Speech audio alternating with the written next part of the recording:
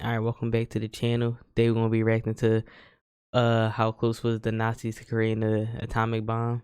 This might be interesting, so let's get into it. Hitler's war machine continues to devastate Europe. The Allies have to contend with superweapons concocted by the minds of Nazi scientists and engineers. But one threat looms greater than all the rest: a nuclear bomb. The Allies have been working toward creating an atomic bomb for several years now, hoping to beat the Nazis to the punch. But as World War II rages on, no one is quite sure how close Hitler and the Nazi regime are to weaponizing nuclear energy.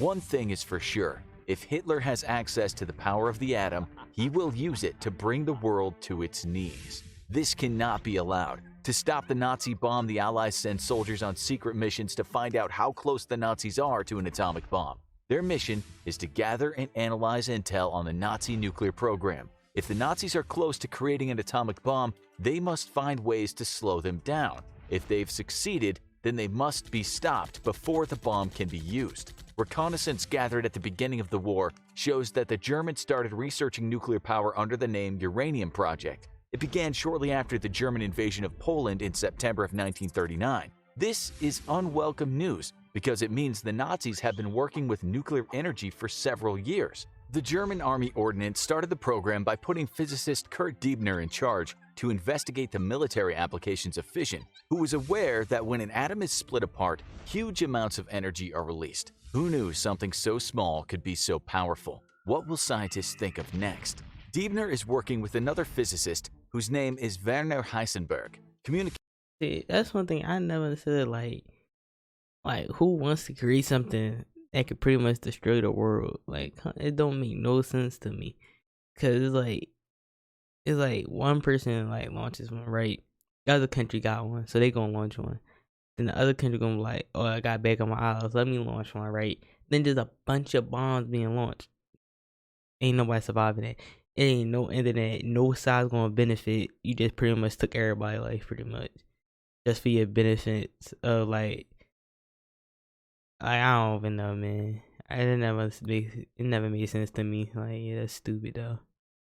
Communications between the two Nazi scientists had been intercepted, revealing that Heisenberg has calculated that using nuclear fission to create a chain reaction may be the Nazis' path to producing a nuclear explosion. It would seem that the Nazis understand the basic principles of an atomic bomb, and Hitler might be closer to completing an atomic bomb than anyone originally thought. It is clear that Nazi scientists have figured out the basic principles of fission, but have not yet been able to weaponize atomic energy. However, information from a Norwegian scientist who escaped Nazi-occupied Norway provides vital information on the path the Nazis are planning to take to create their nuclear bomb. The scientist had worked at a facility that specializes in creating heavy water. Heavy water is a water molecule that has hydrogen atoms with a neutron in their nucleus. This is very rare, but gives the hydrogen atoms more mass, making the water molecule itself heavier. This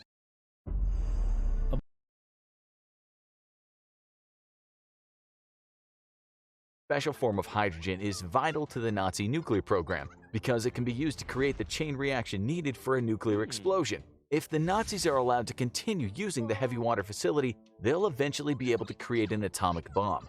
A mission must be organized to shut down the facility. Allied command is informed of the role the heavy water facility plays in Hitler's nuclear program, and a secret mission called Operation Gunnerside is organized. The chemists who worked at the heavy water facility in Vemork, 100 miles outside of Oslo, volunteered to spearhead the mission. They already have a working knowledge of the facility and will be able to infiltrate and disrupt the Nazi operations. They're trained in Scotland and put through rigorous physical and mental tests. By the end of their short training regimen, they have the basic skills of a special forces unit. The leader of the squad is Leif Tronstad. He's nicknamed the Mailman by his comrades. Tronstad was a professor of chemistry before the war started. When the Germans invaded Norway, he enlisted and fought to protect his country. Norway lost and became one of the many European countries occupied by the Nazis. Tronstad joined the underground and provided the Allies with intelligence on what the Nazis were using the heavy water for at the Vemork facility. He escaped Norway and went to England to relay all the information he had gathered. Once in England, he only wanted one thing: to be sent back to Norway with a squad of soldiers to disrupt the Nazis' plans.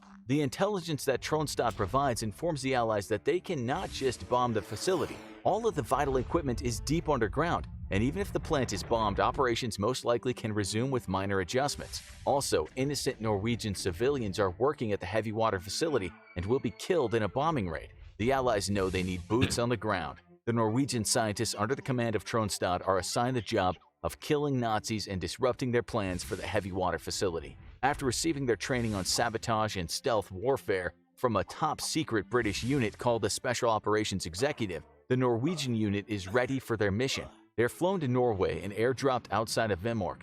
The Norwegian squad knows that the facility is already a natural fortress. It can only be accessed by a single-lane suspension bridge and is surrounded by mountains. Legend has it that the air grows cold so fast that it can freeze the flames of a fire. The Norwegian squad buckles in for the coldest few weeks of their lives. The scientists-turned-soldiers spend days skiing through the snow to collect more intel on the operations at the facility. They were all born and raised in Norway, so they grew up in similar harsh environments. They used their new training.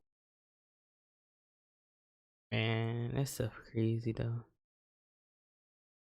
And long-time knowledge to carefully make their way through forests and across mountains. However, the natural topography is not the only thing the Norwegian squad has to worry about. The Nazis have surrounded the facility with minefields, searchlights, barbed wire, and patrols. It seems that the heavy water factory is now a Nazi fortress, but the mission has to succeed. The Nazis might be close to creating a nuclear weapon, and the disruption of their heavy water facility could slow them down. After days in the harsh environment, the squad decides there's only one way into the Nazi fortress. They must climb down the steep rock cliff that the heavy water facility sits against. They slowly rappel down the icy rock wall, supporting one another in case someone slips. It's treacherous, but the squad makes it down without any mishaps. They infiltrate the facility through one of the rarely used back doors, being sure not to trip any alarms. The Norwegian squad sets explosives at key points around the facility. They sneak through winding concrete hallways, always making sure they're one step ahead of the Nazis. The squad escapes out of the facility and moves to a safe distance. Then they wait and watch. The explosives go off, causing fires to erupt all over the facility. The machinery is damaged and it'll take months to repair. They successfully disrupted Hitler's ability to make heavy water, and the Allies can breathe a sigh of relief that the Nazis will not be able to create any more heavy water for nuclear weapons in the near future. But what if they already have stored up enough heavy water to make an atomic bomb? Is it possible the Nazis already have everything they need for nuclear warfare? The Allies need to make sure that Hitler does not already have a stockpile of atomic bombs hidden somewhere. It's time to move on to the next mission. Further intel from Allied soldiers suggests there might be an operational nuclear reactor somewhere in Germany. This cannot be confirmed, but nothing can be left to chance. The Allies are making great progress across the world. The United States has even completed the testing of their nuclear bombs, and the devastation it causes is immense. If Hitler has his own atomic bomb, he might turn Europe into a radioactive wasteland. Allied forces are advancing on Berlin. It seems that Hitler is backed into a corner, but that's when a wild animal is the most dangerous. Intel comes in that scientists working under Diebner have built and tested a nuclear device. The Germans are doing everything in their power to try and turn the war around. Allied command puts together a secret mission to kidnap Hitler's main scientists. If successful, the mission will end the possibility of a Nazi nuclear bomb once and for all. A covert special ops unit is formed, codenamed the Alsos mission and nicknamed Lightning A. The team is led by Colonel Boris Pash. Pash was the counterintelligence officer in charge of security for America's nuclear weapons program. Pash and Lightning A follow the Allied troops to the front lines. They interrogate any scientists that are captured along the way for more information about the Nazi nuclear program. It seems that scientists do not have a nuclear bomb yet, but the Allies need to be sure, so Pash's team presses forward with the rest of the advancing Allied troops. Lightning A is about to embark on their most dangerous mission. Pash and Lightning A push past If I'm not talking a lot, it's just I'm really interested in this video right now. It's a good video. the advancing Allied forces. They're now operating on their own behind enemy lines. The advance forward was not moving fast enough for Lightning A's mission. Unfortunately, the Special Force has to deal with some of the toughest Nazi soldiers still left in the war, the Werwolf. This is the name given to the bands of die-hard Nazi youth. They will not give up, and they're waiting to kill any allies that cross their paths. Pash and Lightning A reach Heidelberg, where they come across a large Nazi force. Things can go really bad, really fast if they're not careful. But the Nazi soldiers believe the war is almost over and surrender to Lightning A. The Nazis are interrogated for information on the whereabouts of the remaining nuclear scientists. The information that is uncovered leads Lightning A to a secret Nazi nuclear lab hidden in a cave. The lab contains a test nuclear reactor. It is disassembled immediately. The problem now is that the Nazi scientists have been tipped off about the Allies' special mission, and they're on the run. The fact that there's a test reactor in a cave is not a good sign.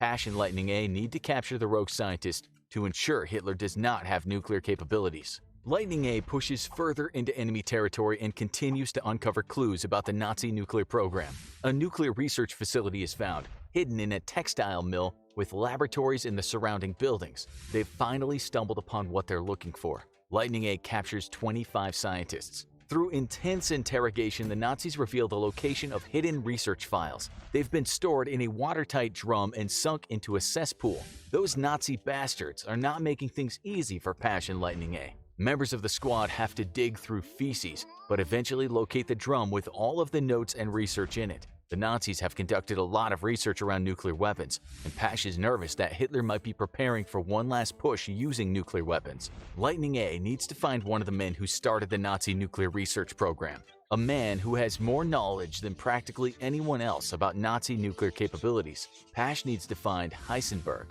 Intel has uncovered that Heisenberg is hidden in the Bavarian Alps. Pash takes Lightning A to track him down. The squad is attacked again and again by Werwolf Jungs. They engage in guerrilla warfare across the Alps, all to find one Nazi scientist. Due to all of the fighting, Lightning A has been reduced to 20 men, but they're close to their goal. Lightning A reaches the town of Urfeld, where they encounter approximately 700 SS troops. Pash uses his cunning and a little lying to convince the commanders of the Nazi soldiers that he has a lot more men than just 20 worn-down soldiers. The Nazis decide to surrender instead of fight. The commanders eventually give up the location. Yeah, so these scared young boys. Yo, he just like went with his bluff. He said, "Yo, we got more people on the way." He's like, "Oh no, hold on now, hold on." There's no evidence of that though, but hold on now. We don't want no smoke like that.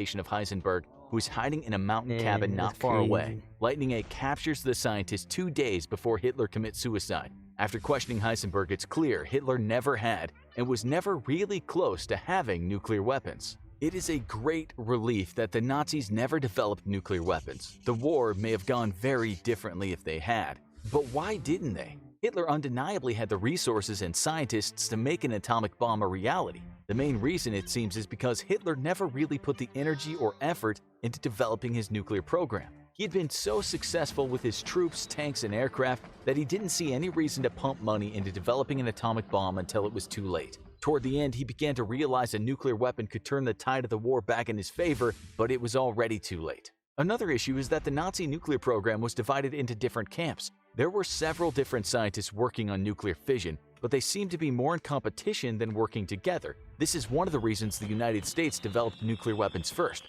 The US consolidated all research into one project, the Manhattan Project, so all scientists were working together collaboratively. Now the Second World War is over, and there's no longer any need to worry about Hitler and his crazy idea for a Third Reich. The world is safe from the threat of nuclear devastation, and everyone can sleep safely at night. There's just one little problem. The Cold War is about to begin. Now check out what might have happened if Hitler did. Man, that was crazy right there. But if y'all liked the video, like and subscribe. Down below what y'all want me to react to next, and I'll see you on the Heard them lasers talking now that we don't pay that no mind. Didn't need to watch and know that I'll be hearing no.